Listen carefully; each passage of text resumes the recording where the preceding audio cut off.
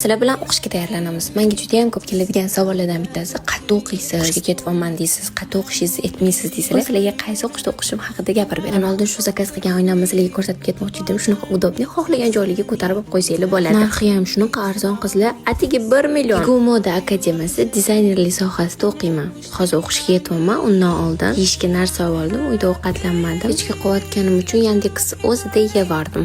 Sirazi gruppaga kirib qizlar dars o'tmay turinglar, men kechga qolman deb yozvordim, chunki bugun bizda eng asosiy menga kerak darslik edi. 6 yoshimdan beri narsa tikishga o'qiyman. Menga xohlagan fasonimda narsa tika olaman, lekin birovga tikishga qo'rqaman. Kishi bilsiz nega o'qiyapsiz desam, asosan mana shu modellashtirish darsligi uchun o'qiyman.